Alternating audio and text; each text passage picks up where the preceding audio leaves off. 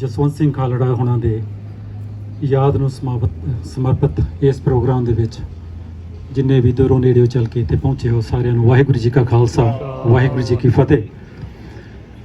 ਸ਼ਹੀਦ ਜਸਵੰਤ ਸਿੰਘ ਖਾਲੜਾ ਹੋਣਾ ਦੀ ਜੋ ਦੇਣ ਹੈ ਸਾਨੂੰ, ਸਾਡੀ ਕੌਮ ਨੂੰ, ਤੇ ਉਸ ਦਾ ਕੋਈ ਸਾਡੇ ਕੋਲ ਸ਼ਬਦ ਨਹੀਂ ਕਿ ਉਹਨਾਂ ਨੂੰ ਬਿਆਨ ਕੀਤਾ ਜਾ ਸਕੇ, ਕਿਉਂਕਿ ਜੇ ਉਹਨਾਂ ਦੀ ਆਪਣੀ ਸਪੀਚ ਨੂੰ ਸੁਣੀਏ, ਮੇਰਾ ਖਿਆਲ ਜਿਹੜੀ ਉਹਨਾਂ ਦੀ ਲਾਸਟ ਸਪੀਚ ਅਵੇਲੇਬਲ ਹੈਗੀ ਆ, ਸ਼ਾਇਦ ਆ ਜਿਹੜੀ ਫੋਟੋ ਸਾਡੇ ਸਟੇਜ ਦੇ ਸੱਜੇ ਪਾਸੇ ਲੱਗੀ ਆ, ਉਹਨਾਂ ਦੀ ਉਸ ਲਾਸਟ ਸਪੀਚ ਦੀ ਹੀ ਫੋਟੋ ਲੱਗੀ ਹੋਈ ਹੈ, ਜਿਸ ਵਿੱਚ ਉਹਨਾਂ ਨੇ ਕਿਹਾ ਸੀਗਾ ਬਹੁਤ ਵਧੀਆ ਐਗਜ਼ਾਮਪਲ ਦੇ ਕੇ ਕਿ ਜਦੋਂ ਚਾਰ ਚੁਫੇਰੇ ਹਨੇਰਾ ਹੋਵੇ ਉਸ ਵੇਲੇ ਇੱਕ ਝੁੱਗੀ ਦੇ ਵਿੱਚ ਇੱਕ ਦੀਵਾ ਜਗਦਾ ਹੈ ਤੇ ਉਸ ਦੀਵੇ ਨੂੰ ਦੇਖ ਕੇ ਹੋਰ ਦੀਵੇ ਜਗਦੇ ਹਨ ਤੇ ਇਸ ਤਰੀਕੇ ਨਾਲ ਰੋਸ਼ਨੀ ਵੱਧਦੀ ਹੈ।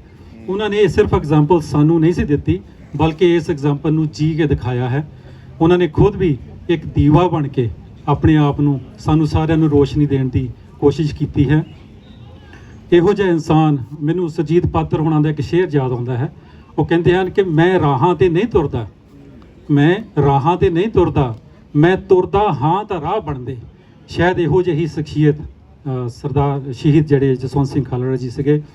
ਤੇ ਸਪੈਸ਼ਲੀ ਜਿੱਦਾਂ ਹੁਣ ਮੈਂਸ਼ਨ ਕੀਤਾ ਸੰਘਾ ਸਾਹਿਬ ਨੇ ਉਹਨਾਂ ਨੇ ਵੀ ਕਿ ਉਹ ਕੈਨੇਡਾ ਪਹੁੰਚ ਗਏ ਸੀ, ਚਾਹੁੰਦੇ ਤਾਂ ਬੇਸ਼ੱਕ ਨਾ ਜਾਂਦੇ ਵਾਪਸ, ਪਰ ਉਹਨਾਂ ਨੂੰ ਪਤਾ ਸੀ ਮੇਰਾ ਜਾਣ ਤੋਂ ਬਾਅਦ ਕੀ ਹਾਲ ਹੋਣਾ ਹੈ, ਪਰ ਫਿਰ ਵੀ ਉਹਨਾਂ ਨੇ ਉਹ ਰਸਤਾ ਚੁਣੀ ਰੱਖਿਆ। ਜਿੱਦਾਂ ਕਹਿੰਦੇ ਹੁੰਦੇ ਨਾ ਕਿ ਜਦੋਂ ਪਤਾ ਹੋਵੇ ਸੀਨੇ ਵਿੱਚ ਛੇਕ ਹੋਣਗੇ, ਜਦੋਂ ਪਤਾ ਹੋਵੇ ਸੀਨੇ ਵਿੱਚ ਛੇਕ ਹੋਣਗੇ, ਉਦੋਂ ਜੰਗ ਵਜਾਉਣ ਵਾਲੇ ਬੰਦੇ ਆਮ ਨਹੀਂ ਹੁੰਦੇ। ਸੋ ਉਹਨਾਂ ਬੰਦਿਆਂ ਦੇ ਵਿੱਚੋਂ ਸ਼ਹੀਦ ਜਸਵੰਤ ਸਿੰਘ ਖਾਲੜਾ ਜੀ ਹੋਏ ਹਨ। ਤੇ ਪਰ ਸਾਡਾ ਫਰਜ਼ ਬਣਦਾ ਹੈ ਕਿ ਜਿਹੋ ਜਿਹੇ ਹਾਲਾਤ ਇਸ ਵੇਲੇ ਚੱਲ ਰਹੇ ਹਨ, ਇਸ ਵੇਲੇ ਕੀ ਸਦੀਆਂ ਤੋਂ ਚੱਲੀ ਆ ਰਹੇ ਹਨ, ਸਾਡਾ ਉਹ ਹਾਲਾਤ ਹਾਲੇ ਵੀ ਹੈਗਾ ਆ। ਉਸੇ ਤਰੀਕੇ ਦੇ ਨਾਲ ਸਾਨੂੰ ਚਾਹੀਦਾ ਹੈ ਕਿ ਉਹ ਦੀਵਾ ਜਿਹੜਾ ਉਹ ਬਲਦਾ ਰਹੇ, ਉਹ ਜਗਦਾ ਰਹੇ। ਨਹੀਂ ਤਾਂ ਸਾਡੇ ਜੋ ਹਾਲਾਤ ਇਹ ਹਨ ਕਿ ਥਾਂ ਥਾਂ ਖੂਨ ਦੇ ਛਿੱਟੇ ਤੇ ਪਹਿਨਣੇ ਔਰਤਾਂ ਚਿੱਟੇ, ਥਾਂ ਥਾਂ ਖੂਨ ਦੇ ਛਿੱਟੇ ਤੇ ਪਹਿਨਣੇ ਔਰਤਾਂ ਚਿੱਟੇ। ਅਸੀਂ ਤਾਂ ਆਪਣੇ ਘਰ ਇਸ ਤਰ੍ਹਾਂ ਸ਼ਿੰਗਾਰ ਬੈਠੇ ਹਾਂ ਕਿ ਥਾਂ ਥਾਂ ਖੂਨ ਦੇ ਛਿੱਟੇ ਤੇ ਪਹਿਨਣ ਔਰਤਾਂ ਚਿੱਟੇ। ਅਸੀਂ ਤਾਂ ਆਪਣੇ ਘਰ ਇਸ ਤਰ੍ਹਾਂ ਸ਼ਿੰਗਾਰ ਬੈਠੇ ਹਾਂ। ਲੋ ਹਾਜ਼ਰ ਨੇ ਇਹ ਸਿਰ ਸਾਡੇ ਬੜੀ ਹੀ ਦੇਰ ਤੋਂ ਇੱਥੇ, ਤਲੀ ਤੇ ਸੀਸ ਨੂੰ ਧਰ ਕੇ ਸਰੇ ਬਾਜ਼ਾਰ ਬੈਠੇ ਹਾਂ। ਅਸਾਂ ਨੂੰ ਹਾਰ ਫੁੱਲਾਂ ਦੇ ਰਿਆੜਾ ਰਾਸ ਨਹੀਂ ਆਉਣੇ, ਅਸਾਂ ਨੂੰ ਹਾਰ ਫੁੱਲਾਂ ਦੇ ਰਿਆੜਾ ਰਾਸ ਨਹੀਂ ਆਉਣੇ। ਅਸੀਂ ਤਾਂ ਮੁੱਠੀਆਂ ਅੰਦਰ ਫੜੀ ਅੰਗਾਰ ਬੈਠੇ ਹਾਂ, ਅਸੀਂ ਤਾਂ ਮੁੱਠੀਆਂ ਅੰਦਰ ਫੜੀ ਅੰਗਾਰ ਬੈਠੇ ਹਾਂ। ਸੋ ਇਹੋ ਜਿਹੇ ਵਿਚਾਰਾਂ ਦੇ ਧਾਰਨੀ ਸਨ ਖਾਲੜਾ ਜੀ। ਪਰ ਹੁਣ ਨਾਲ ਟਾਈਮ ਬਹੁਤ ਥੋੜਾ ਹੈ, ਦੋ ਕੁ ਲਾਈਨਾਂ ਹੋਰ ਆਪਣੇ ਕਿਸਾਨੀ ਸੰਘਰਸ਼ ਨੂੰ ਯਾਦ ਕਰਦੇ ਹਾਂ, ਕਿਉਂਕਿ ਬਹੁਤ ਕੁਝ ਕਰਨੇ ਵਾਲਾ ਹੈ। ਆਪਾਂ ਉੱਥੇ ਜਾ ਨਹੀਂ ਸਕਦੇ, ਜੋ ਸਾਡੇ ਸਾਥੀ ਹਨ ਉੱਥੇ ਕਰ ਰਹੇ ਹਨ, ਪਰ ਦੂਰ ਬੈਠੇ ਵੀ ਆਪਾਂ ਬਹੁਤ ਕੁਝ ਕਰ ਸਕਦੇ ਹਾਂ। ਆਪਾਂ ਨੂੰ ਇਹ ਨਹੀਂ ਸੋਚਣਾ ਚਾਹੀਦਾ ਕਿ ਅਸੀਂ ਕੁਝ ਨਹੀਂ ਕਰ ਸਕਦੇ, ਕਿਉਂਕਿ ਮੇਰੀ ਇੱਕ ਨਜ਼ਮ ਦੇ ਕੁਝ ਬੋਲ ਹੈ ਕਿ ਇਹ ਨਾ ਸੋਚ ਕੇ ਤੂੰ ਕੁਝ ਨਹੀਂ ਨਾ ਕਰ ਸਕੇਂਗਾ ਕੁਝ, ਇਹ ਨਾ ਸੋਚ ਕੇ ਤੂੰ ਕੁਝ ਨਹੀਂ ਨਾ ਬਣ ਸਕੇਂਗਾ ਕੁਝ। ਕੀ ਜਾਣੇ ਕੌਣ ਕਿਹੜਾ ਕਿਸ ਸਮੇਂ ਤਾਰਾ ਧਰੂ ਬਣ ਜਾਏ।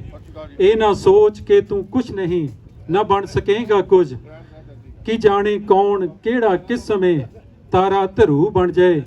ਨਾ ਮੁੱਕੀ ਹੈ ਨਾ ਮੁੱਕੇਗੀ ਲੜਾਈ ਝੂਠ ਤੇ ਸੱਚ ਦੀ, ਨਾ ਮੁੱਕੀ ਹੈ ਨਾ ਮੁੱਕੇਗੀ ਲੜਾਈ ਝੂਠ ਤੇ ਸੱਚ ਦੀ। ਬਜਾ ਦੇ ਬਿਗਲ ਤੂੰ ਜੰਗ ਦਾ ਕਿ ਅੱਜ ਤੋਂ ਫਿਰ ਸ਼ੁਰੂ ਬਣ ਜਾਏ। ਕਿ ਦਿਲਾਂ ਵਿੱਚ ਸੁਲਗਦੀ ਰੱਖੇ ਅਗਨ ਜੇ ਦੇਸ਼ ਭਗਤੀ ਦੀ, ਦਿਲਾਂ ਵਿੱਚ ਸੁਲਗਦੀ ਰੱਖੇ ਅਗਨ ਜੇ ਦੇਸ਼ ਭਗਤੀ ਦੀ। ਕਿ ਸ਼ਾਇਦ ਤੂੰ ਸਰਾਭਾ ਭਗਤ ਸਿੰਘ ਜਾਂ ਰਾਜ ਗੁਰੂ ਬਣ ਜਾਏ। ਕਿ ਖੜੋ ਜਾ ਤਾਣ ਕੇ ਸੀਨਾ, ਖੜੋ ਜਾ ਤਾਣ ਕੇ ਸੀਨਾ ਲੜਾਈ ਹੈ ਜੇ ਹੱਕ ਸੱਚ ਦੀ। ਖੜੋ ਜਾ ਤਾਣ ਕੇ ਸੀਨਾ ਲੜਾਈ ਹੈ ਜੇ ਹੱਕ ਸੱਚ ਦੀ। ਫਿਰ ਭਾਵੇਂ ਕਰਬਲਾ ਬਣ ਜਾਏ ਕੁਸ਼ੇਤਰ ਜਾਂ ਕੁਰੂ ਬਣ ਜਾਏ। ਆਖਰੀ ਲਾਈਨਾਂ ਕਿ ਚੱਲ ਦਲਜੀਤ ਕੁਝ ਸਿੱਖੀਏ ਫਰੋਲ ਇਤਿਹਾਸ ਦੇ ਵਰਕੇ, ਚੱਲ ਦਲਜੀਤ ਕੁਝ ਸਿੱਖੀਏ ਫਰੋਲ ਇਤਿਹਾਸ ਦੇ ਵਰਕੇ। ਗੁਰੂ ਕਿੰਜ ਬਣ ਗਿਆ ਚੇਲਾ ਤੇ ਚੇਲੇ ਕਿੰਜ ਗੁਰੂ ਬਣ ਗਏ, ਗੁਰੂ ਕਿੰਜ ਬਣ ਗਿਆ ਚੇਲਾ ਤੇ ਚੇਲੇ ਕਿੰਜ ਗੁਰੂ ਬਣ ਗਏ। ਮਿਹਰਬਾਨੀ।